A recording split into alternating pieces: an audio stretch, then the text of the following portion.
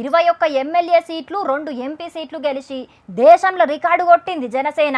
గిప్పటిదాకా గట్ల 100కు 100% పోటీ చేసి అన్ని సీట్లు గెలిచిన పార్టీ లేదట దేశంలో. గట్ల సీట్ల అచ్చుడుతోటి కూటమిల చాలా పతార పెరిగింది గిలాసా పార్టీకి. అవుగాని గిలాసా అంటే యాదొచ్చింది. గిన్నొద్దులు మస్తు టెన్షన్ పడ్డ పవన్ సారు గిప్పుడు నిమ్మలమైందట.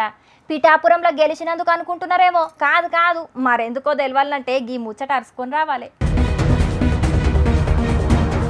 ఎలక్షన్ అత్తే చాలు గిలాసా పార్టోళ్ళు మస్తు టెన్షన్ పడేటోళ్ళు. గెలుస్తామా ఓడతామా అని కాదు, జనసేన పార్టీ గుర్తుగా గిలాసా గుర్తు ఉంటదా పోతదా అని. గంతకు దగ్గ బొంతన్నట్టే జనసేనోళ్ళ టెన్షన్ కు తగ్గట్టు ఎలక్షన్ సంఘపోలు కూడా గట్లనే చేసేటోళ్ళు. పార్టీ పెట్టిన 2014లో పోటీ చెయ్యలే. అటెన్కాల 2019లో ఎర్రనలతోటి పాటు ఏనుగు గుర్తుతోటి కలిసి 137 జాగల్ల పోటీ చేసింది జనసేన. గెలిచిందైతే ఒకటే జాగా. పవన్ సారే పోటీ చేసిన 2 జాగల్లో ఓడి 2024 ఎలక్షన్లు వచ్చే వరకు కూడా గిదే కథ అయింది. ఎలక్షన్ నోటిఫికేషన్ అచ్చుడు, జనసేనోళ్ళు గుర్తు కోసం టెన్షన్ పడుడు, ఎలక్షన్ ఆఫీసర్లకు అర్జీలు పెట్టుకునుడు, వాళ్ళేమో దాన్ని ఫ్రీ సింబల్ చేసి జనసేన పోటీ చేయని జాగల్లో ఏరేటోళ్ళకి ఇచ్చుడు. 2019లో 2 ఎమ్మెల్యే 1 ఎంపీ సీటు గెలిచి 6% ఓట్లత్తే గిలాసా గుర్తు తిప్పలేం ఉండకపోయేటి. కానీ గప్పుడు గట్ల రాకపోయే వరకు గీతాప కూడా మస్తుగానే తిప్పలైంది. కానీ గీతాప 21 ఎమ్మెల్యే 2 ఎంపీ సీట్లు గెలిచింది గిలాసా పార్టీ.